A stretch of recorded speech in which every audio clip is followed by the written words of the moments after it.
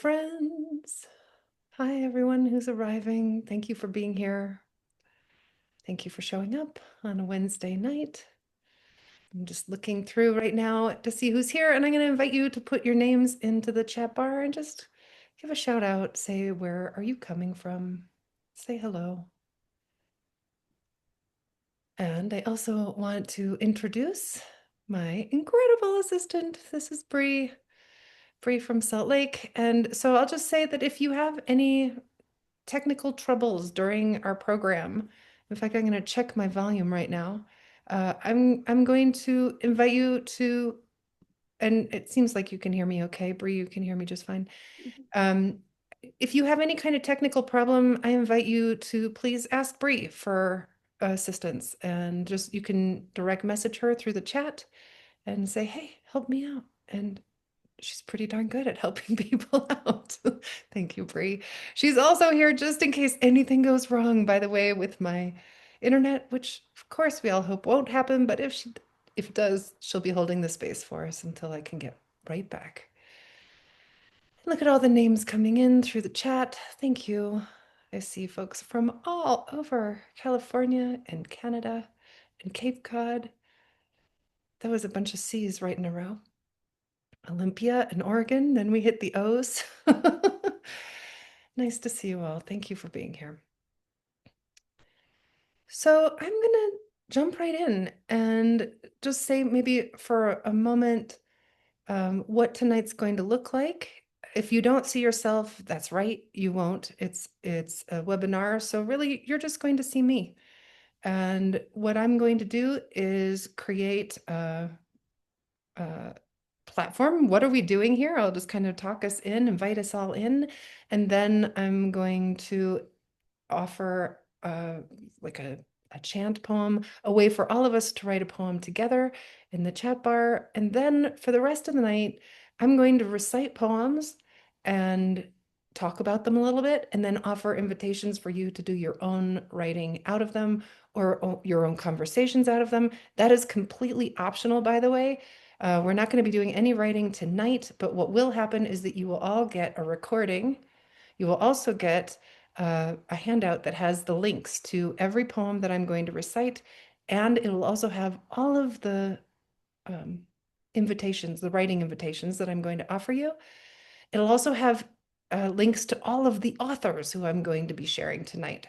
So lots of information is going to be coming your way tomorrow with the recording. So that means tonight you can just relax, right? Maybe even close your eyes, have a cup of tea or a cup of wine, or put your feet up and know that all of this is going to be coming back to you tomorrow.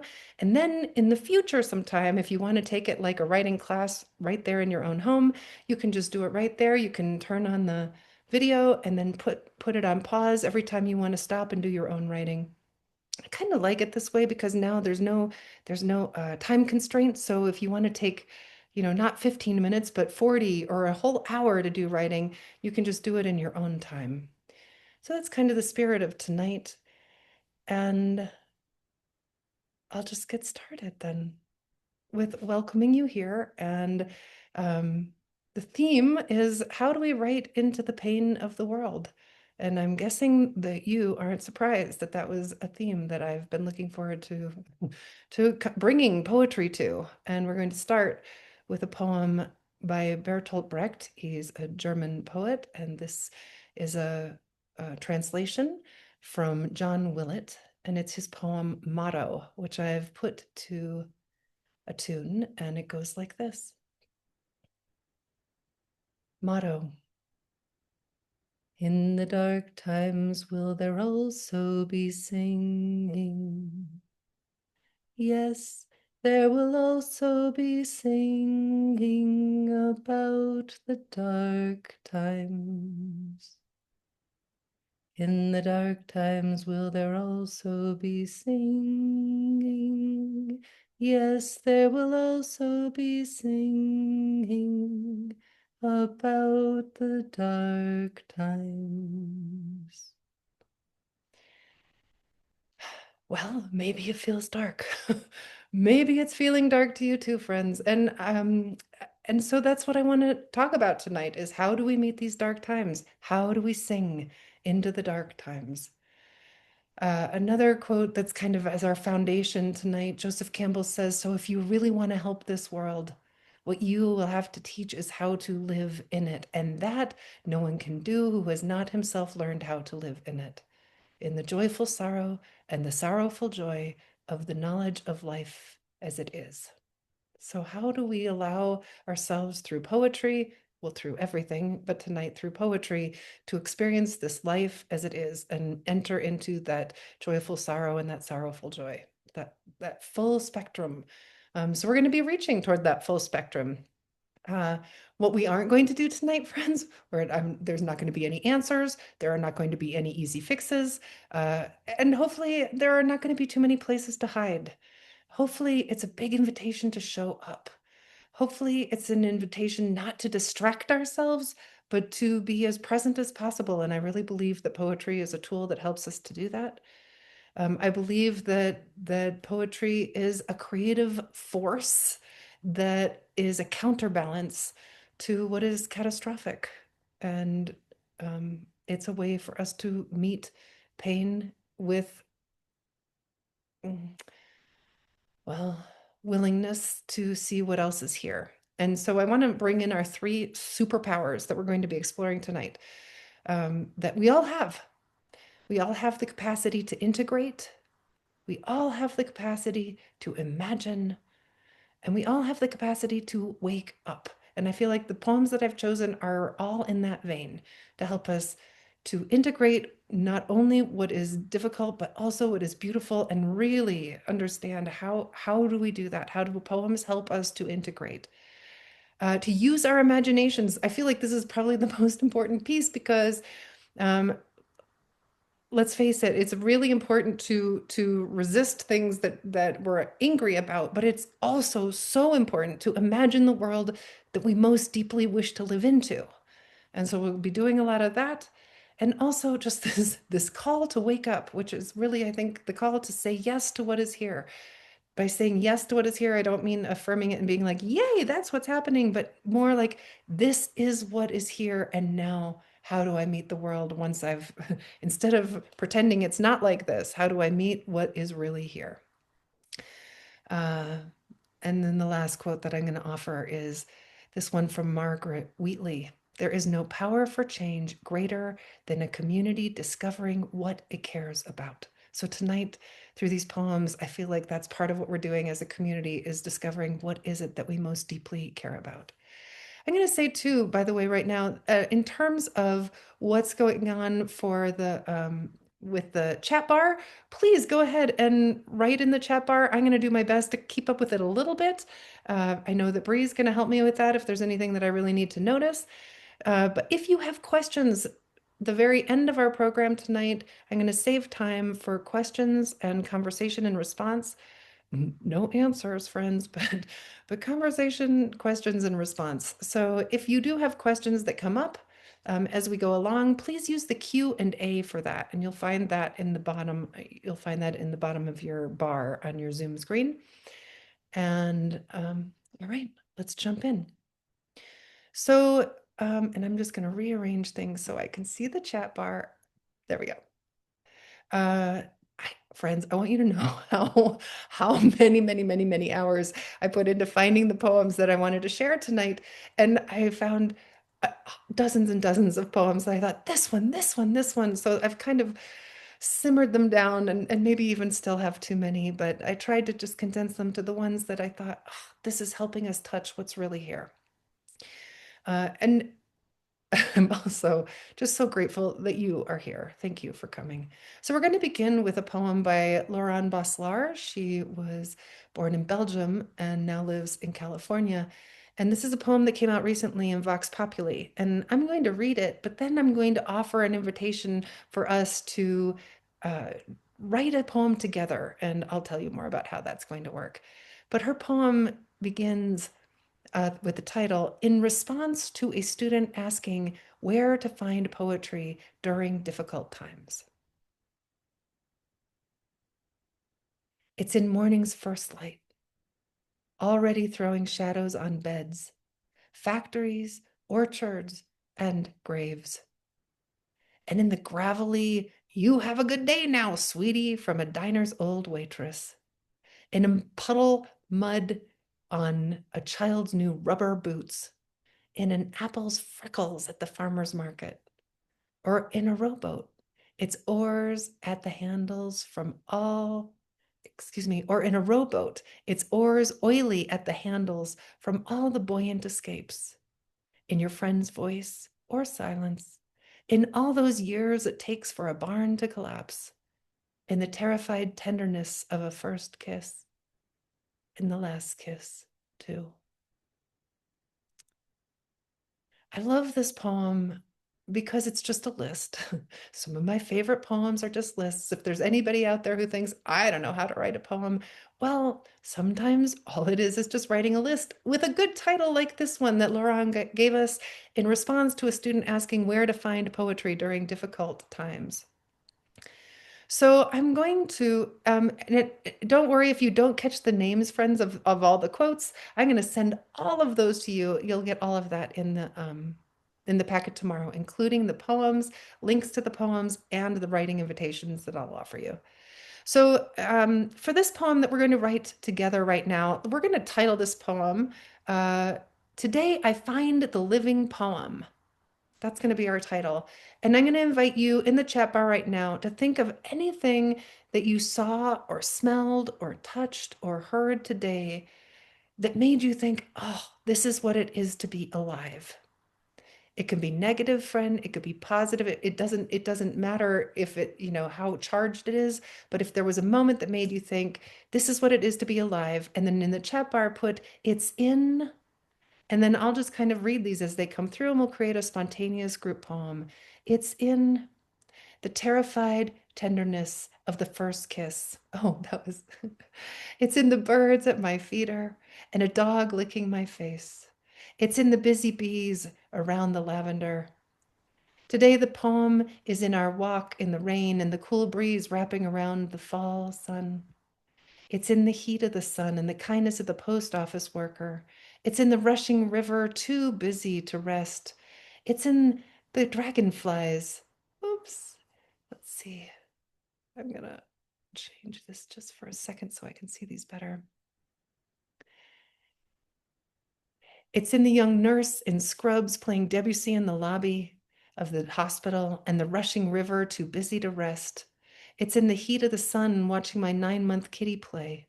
It's in holding the hand of my small, sweet granddaughter and the red hibiscus that blooms every morning. It's in the dragonflies that whip past me as I hike in the hills today, and in mixing and baking homemade bread. Today, the poem is in my wife's soft cheek, in the rising tide on the marsh, and the breaking voice of the 101-year-old thanking me for the walk in the courtyard. It's in the crisp, vivid line between azure sky and pink sandstone and fall, and the clear vision of a friend's eyes. Today, the poem is the softness of a new mattress cuddling my body, and in the return of my fall allergies and the sneeze, sneeze, sneeze all day. It's in the sun rising on the band of golden aspen and the smile from the phlebotomist as she takes my frightened hand. In my broken shoelace while packing for a big trip. Today, the poem is in the rainbow hanging above the entire road home and the red-tailed hawk perched on the streetlight and watching as I stroll with my dog. It's in the flight of each leaf in surrender to the ground. Today, the poem is in that first meditation and the sweet coos and purrs of my 3 ginger cats. In my sorrow this morning after last night's angry words. The city lit up with pre-dawn light and my daughter's laughter after so many years of depression stealing it. It's the taste of freshly picked grapes on my neighbor's vine and the unexpected and lively conversation I had with Farida as I was checking out from a medical appointment. It's in the rain after so many days, hot and dry, in the qualm of consciousness and my friend's warm knee against my soft thigh. Well, I think I'm going to stop right there on that beautiful natural rhyme. I know that there are so many more, over 50 more beautiful ones. And what we'll do is we're going to send everybody the chat bar so you can see this gorgeous poem that just got created so spontaneously. Thank you, friends. Thanks for just jumping in. And notice Notice a couple of things about that, how they were all steeped in the body, and how the invitation of that poem is to really inhabit our bodies in this moment. And I just want to continually come back to that as we're going through these poems tonight. How do we bring our bodies to this moment? I think there's a real danger, maybe for you too, certainly for me. When I hear really, when I feel bombarded, I just want to check out. I want to check out. And I feel like one of the most powerful ways that a poem can help us is by inviting us back into our senses, back into our bodies. So the next poem I'm going to share is by Lucille Clifton. And this is one that she wrote shortly after 9/11. In fact, she wrote a series of poems, one for each day of the week. And the American Academy of Poets asked her to do this. It was commissioned from them. So this is Sunday morning, 9/16/01 for Bailey. The St. Mary's River flows as if nothing has happened. I watch it with my coffee, afraid and sad as we all are. So many ones to hate, and I, cursed with long memory, cursed with the desire to understand, have never been good at hating. Now, this new granddaughter, born into a violent world as if nothing has happened, and I am consumed with love for all of it. The everydayness of bravery, of hate, of fear, of tragedy, of death and birth and hope, true as this river. And especially with love, Bailey Frederica Clifton Goen, for you. Ha! Almost cried, friends. You know there's a good chance I could cry at some point tonight, and I just want you to know that if I do, that's okay. I'm okay with crying. Um, I love this poem so much. I love how, in a time of terror, Lucille Clifton looked outside to wonder what hasn't changed, looked outside to see what has changed, and in the face of it all, decided, I'm consumed with love. Not even that she decided, maybe just she noticed that there was this event, the birth of her granddaughter, that helped her fall deeply, deeply, deeply in love, and not just with the good, right? She says she falls in love with the everydayness of bravery and hate and fear and tragedy and death and birth and hope, the all of it. And especially with this new being. I also am so drawn to this line where she says that she is cursed with the desire to understand. With a long memory. She's cursed with a long memory, right? Who did what to who, but who did what to who before that, before that, and before that. And what is it to really understand what's all happening? What are all the motivations? What are all the hurts that lead people to make the decisions that they make? I love how she says, I've never been good at hating. Imagine if all of us just could do that. If all of us could just not be good at hating. What a great thing to fail at. So here are some writing invitations for you. Again, you'll be getting these tomorrow, so you don't need to write them down now. You'll be getting them all tomorrow. But here are some ideas for writing, or just for having conversations, or just for thinking yourself. Look outside the window. What right now is going on as if it never changed? And what has changed? Write a poem that touches both on the changing and the unchanging world. Or another idea, what in this moment, even in this very violent world, consumes you with love? Maybe begin with just that. Even in this violent world, I am consumed with love for, and then fill in that blank.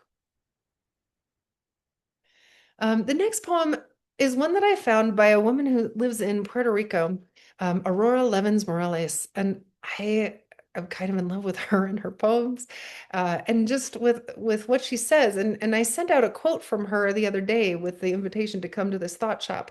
She said, I found this on her blog, what matters is that the world is in great danger from runaway greed, and the only thing that can stop it is large numbers of people becoming able to imagine and then create something better. There it is, right? The imagination. How do we imagine and then create something better? She goes on to say the stories we tell about our lives shape what we are able to imagine, and what we can imagine determines what we can do. My job is to change the stories we tell and help us imagine a world where greed has no power, the earth is cherished, and all people get to live safe and satisfying lives because once we truly imagine it, the pull to create it becomes irresistible. Yes. So this is her poem Summons, again by Aurora Levins Morales. Last night I dreamed 10,000 grandmothers from the 1,200 corners of the earth walked out into the gap, one breath deep, between the bullet and the flesh, between the bomb and the family. They told me, we cannot wait for the governments. There are no peacekeepers boarding planes. There are no leaders who dare to say every life is precious. So it will have to be us. They said, we will cup our hands around each heart. We will sing the earth's song, the song of water, a song so beautiful that vengeance will turn to weeping, the mourners will embrace, and grief replace every impulse toward harm. 10,000 is not enough, they said. So we have sent this dream like a flock of doves into the sleep of the world. Wake up. Put on your shoes. You who are reading this, I am bringing bandages and a bag of scented guavas from my trees. I think I remember the tune. Meet me at the corner. Let's go. Again, that was Summons by Aurora Levins Morales. I love this line where she says, oh, lost it. That we're going to sing a song so beautiful, vengeance will turn to weeping. The mourners will embrace, and grief replace every impulse toward harm. I just think it's so stunning that instead of turning toward harm, we turn toward our own grief. The wisdom of that is so powerful to me. Instead of trying to hurt someone else because I hurt, just to honor, oh, I'm hurt. Oh, I'm sad. And if we can do that, how very different it is to meet grief ourselves instead of turning against someone else. I'm not saying that's easy. I just say, wow, I love the way that she named that. I love that she brought in this dream of how it could be, and I love that she called the poem Summons. So here are some ideas. Write a summons, call people together. Where will you meet? What will you bring? Right? She says, I'm going to bring bandages and guavas that she grew, right? Something to help with the hurt and something to nourish. What will you not wait for? What will you do when you gather? That's one idea. Another idea is I'm just thinking about that song. Write the song that you most want people to sing. Just write that song. And the last idea is to write a summons to the many parts of yourself, inviting them all to show up. Invite your scared part, your angry part, your most loving part, your most trusting part, your most mistrusting part, the ashamed part, your most courageous part. Invite all of the multitudes of you to show up and meet what is happening right now. Just summon them all. The next poem is by Denez Smith, and it's called Little Prayer. It's a very short poem. Let ruin end here. Let him find honey where there was once a slaughter. Let him enter the lion's cage and find a field of lilacs. Let this be the healing. And if not, let it be. What a sweet small poem. Little prayer. Let ruin end here. Let him find honey where once there was a slaughter. Let him enter the lion's cage and find a field of lilacs. Let this be the healing. And if not, let it be. Um, so just a little invitation for this one to write a little prayer for the world. No more than 7 lines. and begin with let. And be curious about how ruin, or he chose ruin, but you could choose greed or fear or intolerance. How might it end? Or if not end, how might it transform? And just as a bonus, use only 37 words. Like just every once in a while, I like giving myself these little, formal restrictions to push against. And I kind of like playing with that. It just shows up as another way to play. Um, so, well, you can break all the rules I ever give you, of course. All rules want to be broken. The next poem is from Joy Harjo. She was our poet laureate, but maybe two poet laureates ago, I think just before Ada Limon. And this is Perhaps the World Ends Here. The world begins at a kitchen table. No matter what we must eat to live. The gifts of earth are brought and prepared, set on the table, so it has been since creation, and it will go on. We chase chickens or dogs away from it, babies teethe at the corners, they scrape their knees under it. It is here that children are given instructions on what it means to be human. We make men at it, we make women. At this table, we gossip, recall enemies and the ghosts of lovers. Our dreams drink coffee with us as they put their arms around our children. They laugh with us at our poor, falling down selves, and as we put ourselves back together once again at the table. This table has been a house in the rain, an umbrella in the sun. Wars have begun and ended at this table. It is a place to hide in the shadow of terror, a place to celebrate the terrible victory. We have given birth on this table and have prepared our parents for burial here. At this table, we sing with joy, with sorrow. We pray of suffering and remorse. We give thanks. Perhaps the world will end at the kitchen table while we are laughing and crying, eating of the last sweet bite. That was Perhaps the World Ends Here by Joy Harjo. I just want to point out about this. I love how she invites our dreams to come and laugh at our poor falling down selves, how she invites our failure into the poem, right? Not just our success. She invites, and I love the breadth of everything that happens here, the births, the deaths, the wisdom, the foolishness, the war and the peace, all of it. And also this line where she says it's a place to celebrate the terrible victory. I love that, the terrible victory, because to have fought at all, of course, is no easy thing. So, some ideas for your own writing out of Perhaps the World Ends Here. Where do you find the greatest connection with other people? Write a poem called Perhaps the World Ends Here, honoring her title.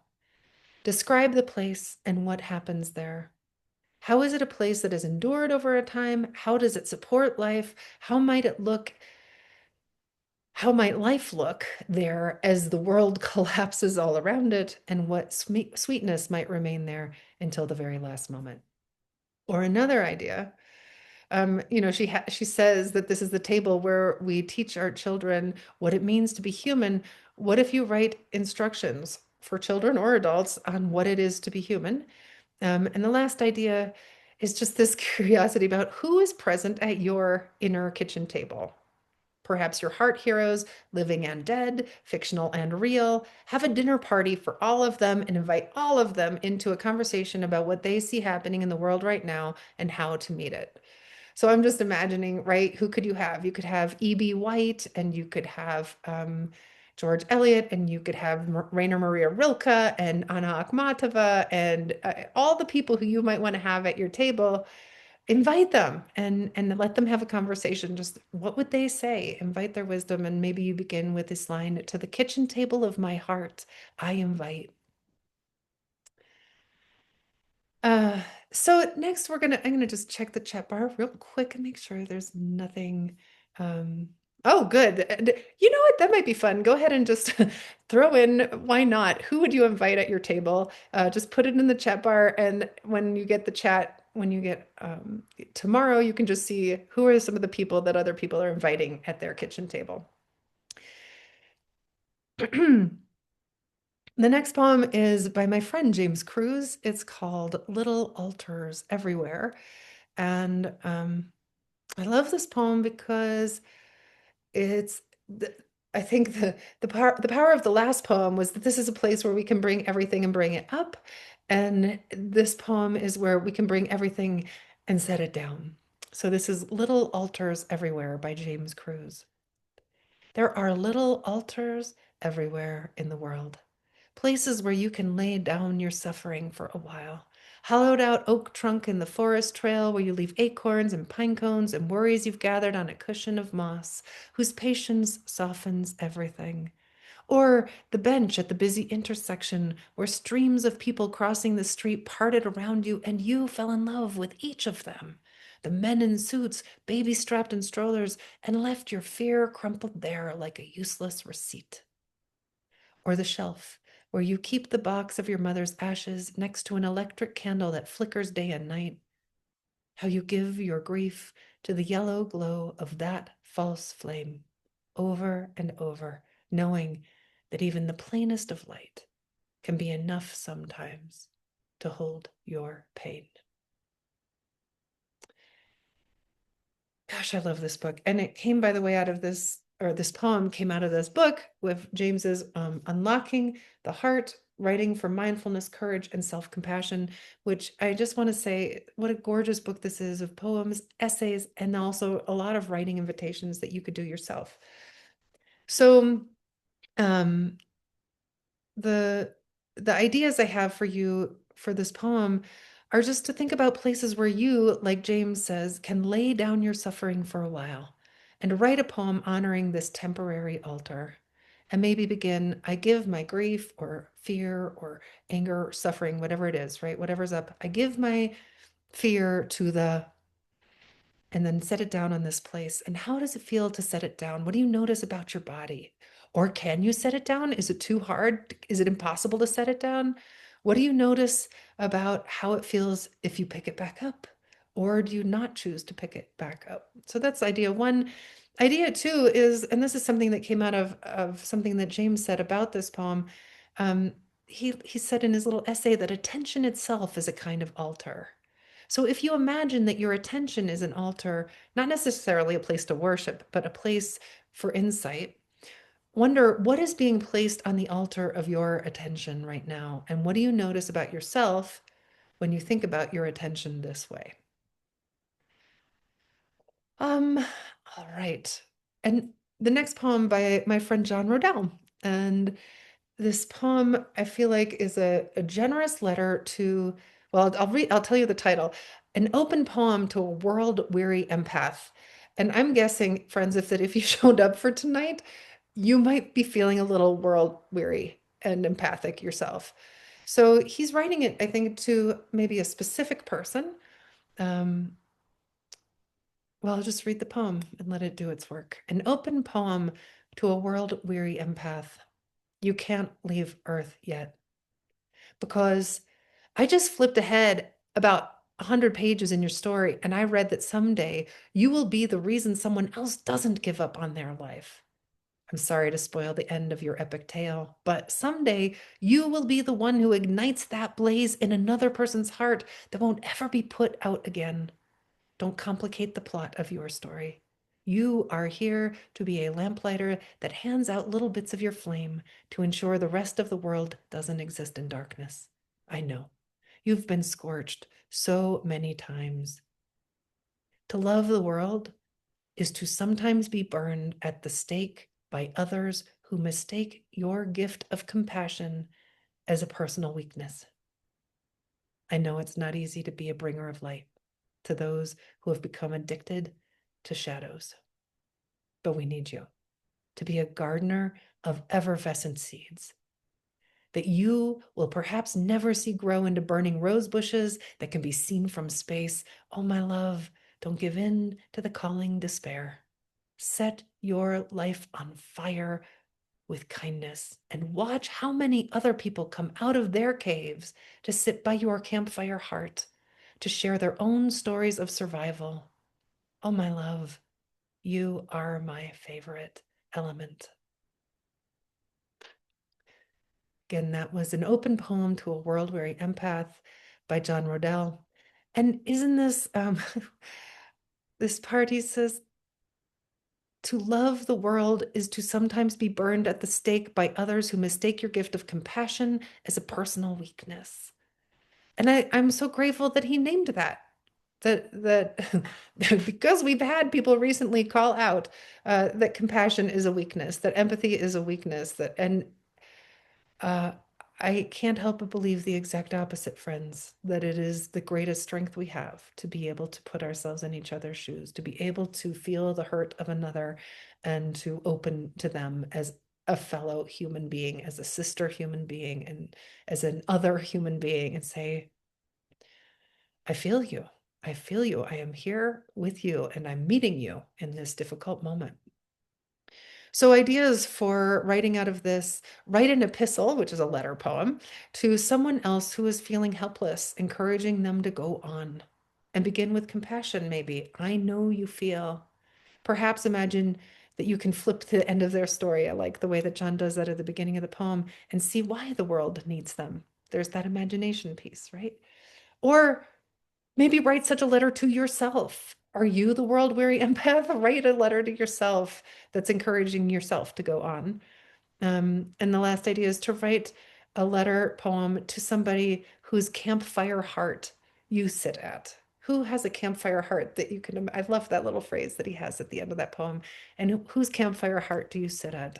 Write them a letter poem knowing that their light matters. Um, Oh boy, the next one's a toughie. I'm not gonna lie. It's a very short, tough poem by Kim Stafford called Champion the Enemy's Need. Ask about your enemy's wounds and scars. Seek his hidden cause of trouble. Feed your enemy's children. Learn their words for home. Repair their well. Learn their sorrow's history, trace their lineage of the good. Ask them for a song. Make tea. Bake bread. Boy, what a simple little poem, and maybe the hardest poem that I shared. Champion the Enemy's Need by Kim Stafford. The title itself just stuns me. Champion, not just, not just, help, but champion the enemy's need, which is really a paradox, right? He's asking us to be a hero for our enemy, a hero who fights for our enemy. Um, I can hardly imagine what this is asking me to do.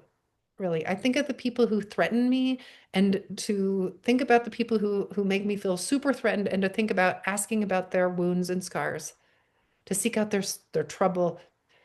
Easier maybe feed their children, learn their word for home, repair their well. My goodness, what an ask. I noticed that this poem is in command form. It's telling us what to do. I noticed that each of the things that he suggested that we do, this is just it's a 9-line poem. Every single line is very short and very simple. These are all very doable things, theoretically, right? Ask for a song. They touch on basic needs, right? Are you hungry? Let me feed you. Is your well working? Let me help you drink. Um, no small ask, the hardest ask of all, I think.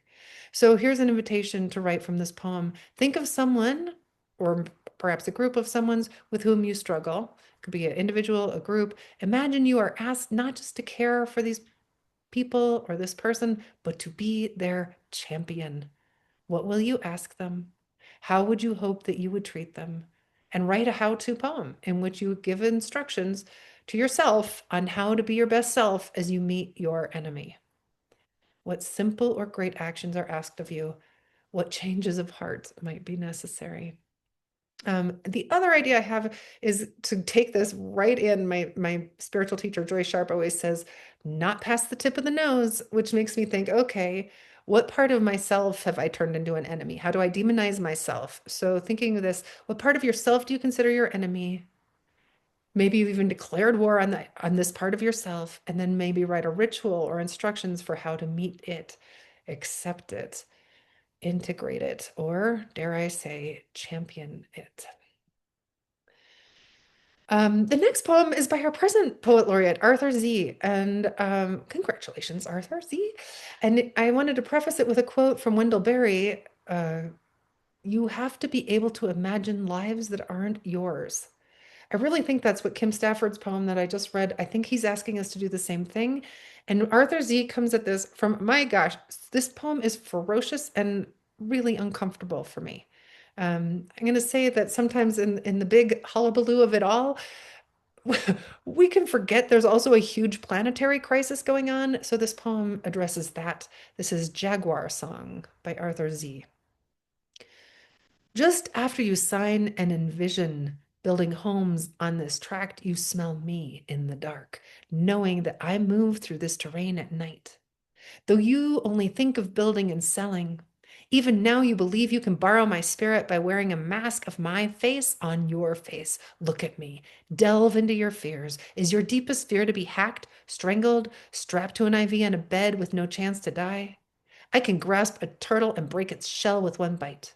I can pounce on a deer and crush its skull and neck with my teeth. You slash and burn in the jungle, force the snakes and macaws to retreat. You even burn your own species alive. Look into my eyes. I am your mirror and transformer. If you destroy my species, I will shapeshift and hunt you in your dreams. The fingerprints of your hands resemble the black rosettes on my skin, and you will not escape. You will never comprehend the twin nights in my eyes.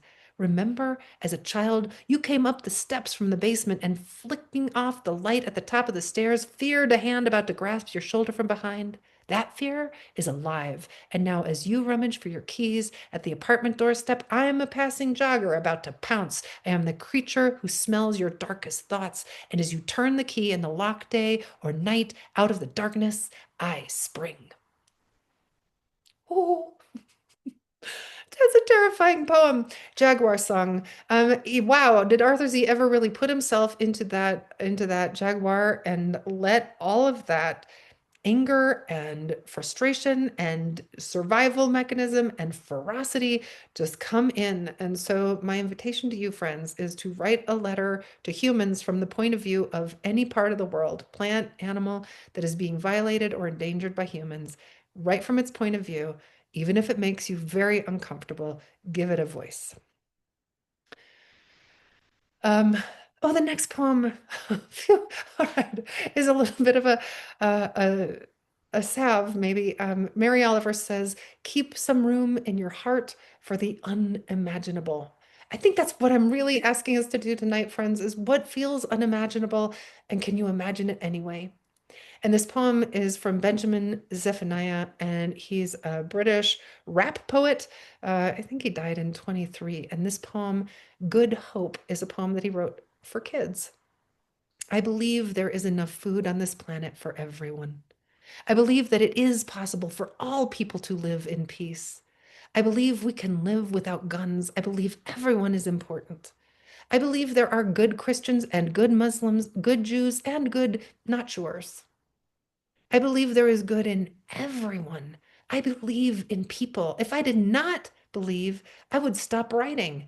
I know every day children cry for water, and every day racists attack. Still, every day children play with no care for color. So I believe there is hope. And I hope that there are many believers believing there is hope. That is what I hope. And this is what I believe. I believe in you. Believe me. Wow. Thank you for that anecdote, Benjamin Zephaniah. So, an invitation is to write a credo about what you believe is possible. Only tell the truth. Only tell the truth. If you've ever been in a class with me, you know that I think that that's the most important thing. Even if we're going into the imagination, still write what feels like there's real juice in it, like you really have this kind of foundation of yes to it, not because you're trying to sound good, not because you think, oh, this is what I'm supposed to say, but write it because it's what really feels most true. That's what a credo is. So write a credo about what you believe is possible. If you can't find something to believe in, then think smaller and begin, I believe. And just kind of as a bonus then for this one, do it as if you're writing for a child. That's what he did. Perhaps any child, but maybe a child you know, or maybe a specific kind of child, a child right now who's living with war or with racism or with some kind of prejudice, any kind of struggle. We're going to do a poem of mine, friends. And I'm thinking about, this is a poem that goes into the imagination. When I wrote it, I was wondering, how could we meet each other? I actually wrote this poem shortly after the last election. And um, this is for when we greet each other. I want a new ritual for when we meet each other. Strangers or beloveds, friends or rivals, elders or children. It begins by holding each other's eyes the way we behold sunrises or the first cherry blooms, which is to say, we assume we will find beauty there. And perhaps some display of open hands, a gesture with palms up that suggests both I offer myself to you and I receive you. There should be a quiet moment in which we hear each other breathe, knowing it's the sound of the ocean inside us. If there are words at all, let them be formed mostly of vowels so they're heard more as song than as spitting, more like river current and less like throwing stones.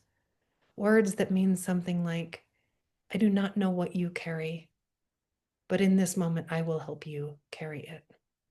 Or something like, everything depends on us treating each other well.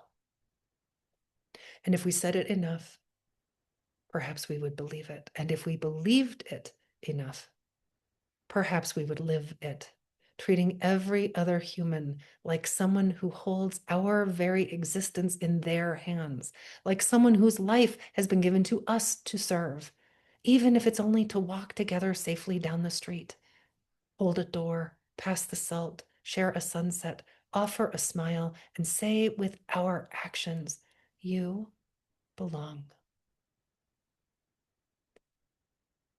Oh, what if we could do that, friends? What if we could greet each other that way?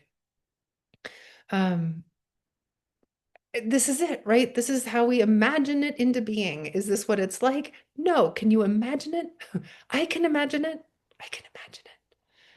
And if we can imagine it, like Aurora Levins Morales was saying, that's the beginning, is that imagining. So here's an idea. I was talking to one of my students yesterday, Chris, and he said, we no longer bow to each other when we dance. We no longer bow to each other when we fight. And I thought, wow, these are the small rituals that we're missing. So the invitation here, friends, what ritual do you wish we had for greeting or for goodbye, for helping each other, asking for help, for greeting a day, having a difficult conversation? Write about this ritual. What might we say? What might we do? And how might it change the ways we connect with each other? It's idea one. Or if you already have a ritual or you know of a ritual that helps to build trust and connection, then write about it. Maybe think of where do you want to introduce this ritual, uh, or write about a time when you actually experienced this ritual and what happened in that moment and what does it have to teach you now. I have one more poem and then a video to share with you, and then I'll open it up for some questions, friends. This poem by Rafael Jesus Gonzalez, who lives in San Francisco and is an incredible peace activist. I admire him so much. This is a 5-line poem. It's called a tanka, and he wrote it both in English and in Spanish. And I love the way he brings imagination into this poem. And I'm going to attempt to read it both English and Spanish because he writes them in both languages and really prefers them to be presented in both languages. So I'm going to do my best in honor of Raphael to do both. Origami crane tanka. It's said that if you fold 1,000 paper cranes, your wish will come true. For peace, I would gladly spend the rest of my days folding. Se dice que si doblas 1,000 grullas de papel, se cumplirá tu deseo. Por la paz, felizmente, me pasaría el resto de mis días doblando. So here's an idea. What are you willing to do for peace? Perhaps consider including something playful and magical about how wishes might come true. If your wish for peace did come true, what might that peace look like? Magic notwithstanding, what else can you imagine doing in the name of peace? Maybe write a list poem with many ideas, or maybe just explore one idea. And a bonus if you write it as a tanka, which is 5 lines of 5 7 5 7 7 syllables. I'm going to share now a poem of mine that I have on my most recent album. It's also in The Unfolding, but I wanted to share it with you. It's a manifesto. And so here it comes, friends.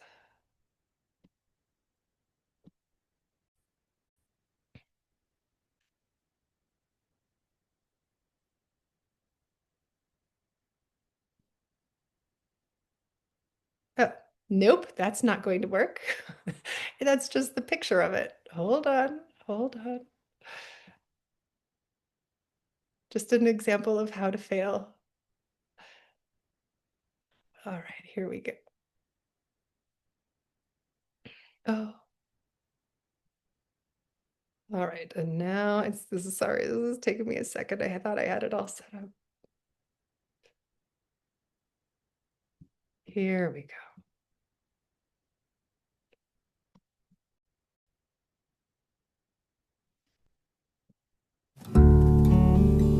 Oh, no. Watching my Sorry, the wrong poem. Oh my goodness. I'm just going to continue. Continue to demonstrate how to mess up. Here we go. One more time. One more attempt. And while I'm doing my attempt, by the way, I'm going to invite you to put any questions that you have into the Q&A, and then they'll be all set. All righty. Getting there.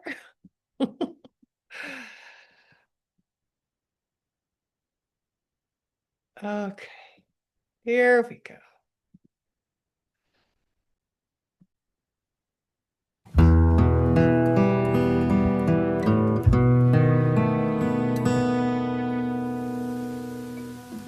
So, I can't save the world.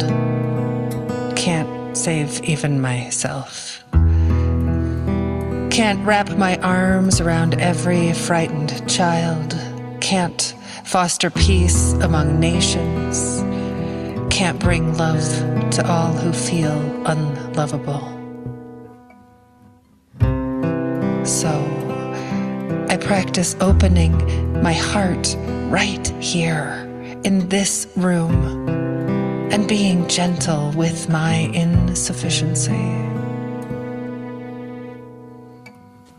I practice walking down the street, heart first.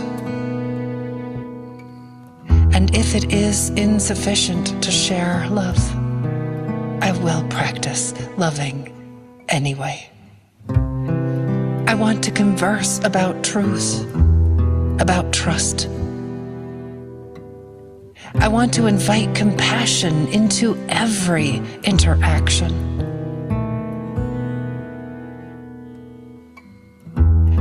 One willing heart can't stop a war. One willing heart can't feed all the hungry. And sometimes, daunted by a task too big, I tell myself, what's the use of trying? But today, the invitation is clear.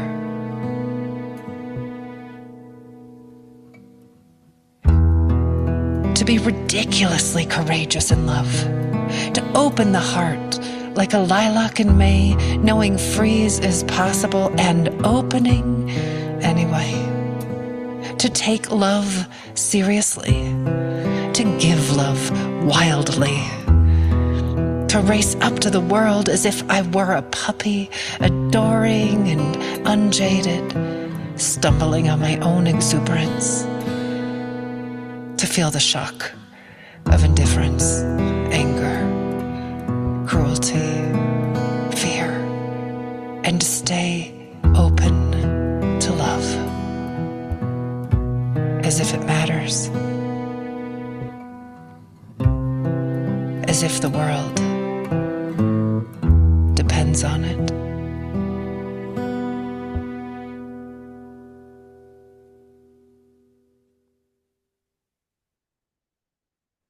There, I want to thank Holiday Mathis, who made that, and Steve Law, who was the musician. So, friends, well, I've saved very little time for us to have a little conversation, but I'm going to take a peek in the Q&A and see what we have. Can I please talk today about today's 100 Falling Veils poem? It's too mysterious for me. Okay, it's not about the wounds, but the waking is so powerful. Caroline, thank you so much for asking that, because that's at the heart of tonight's program. It's not about the wounds, but the waking. I was having a conversation with one of my students yesterday, and he said, it's all about the wounds. And I said, are you sure?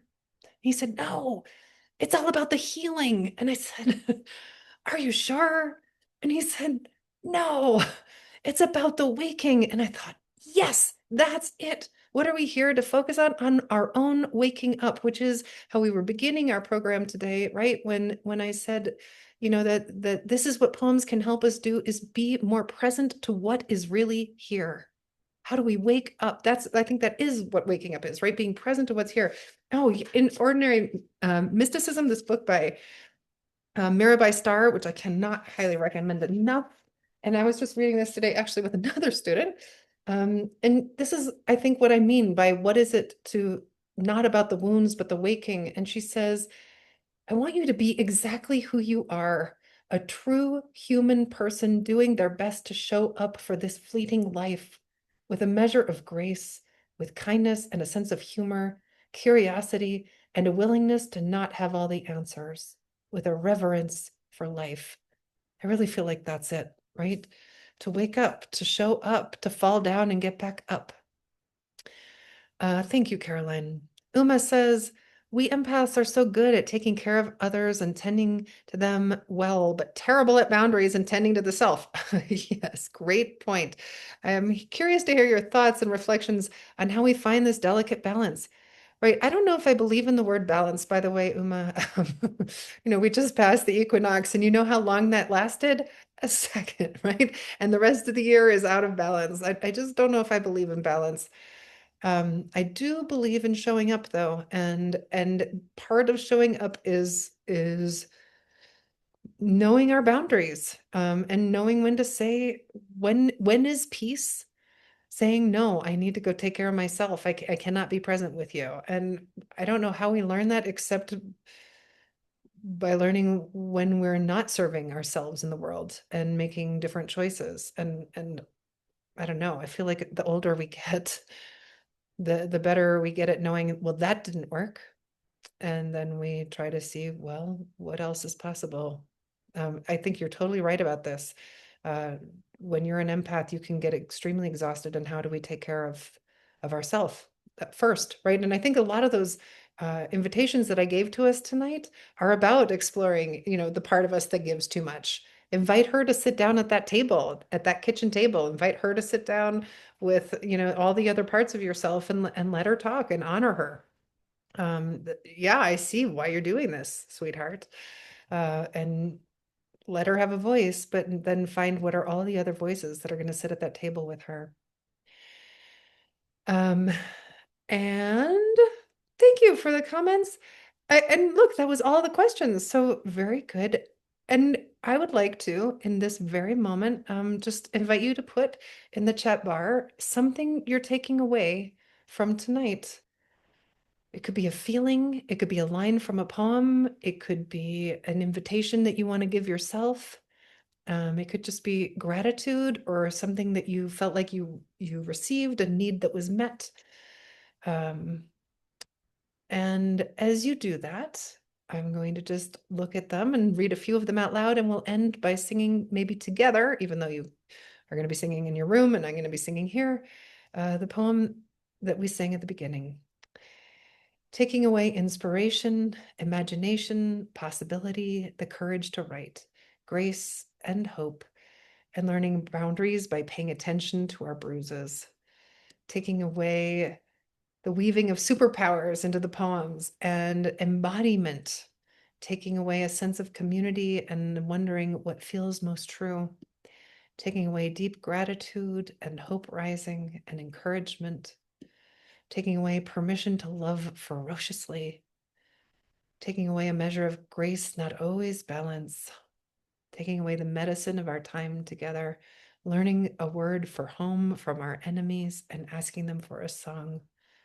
I'm taking away that I have less fear and more grace and gratitude. Thank you, friends, for all of those. We'll send you that chat again so you'll be able to read them all. And let's close with the song that we began with, again by Bertolt Brecht, German poet. And I'll just sing it, and then I'm going to leave a little space for you to sing back in your own home. And if you don't like to sing, that's okay. You don't have to. Maybe you just say the words, or maybe you just think them. Again, this is Motto by Bertolt Brecht. In the dark times will there also be singing? Yes, there will also be singing about the dark times. In the dark times will there also be singing? Yes, there will also be singing about the dark times. Well, friends, thank you for singing with me in the dark times. This is what that looks like. Thank you so much for showing up in every way that you showed up. Thank you, Bree, for being here. I'm so grateful for you holding space. And thank you, friends. You'll receive all of the poems, all of the invitations, everybody I quoted, that will all come to you tomorrow. It'll be coming to you from Bree. So be looking for Bree's email in your inbox. And thank you so much. Thank you.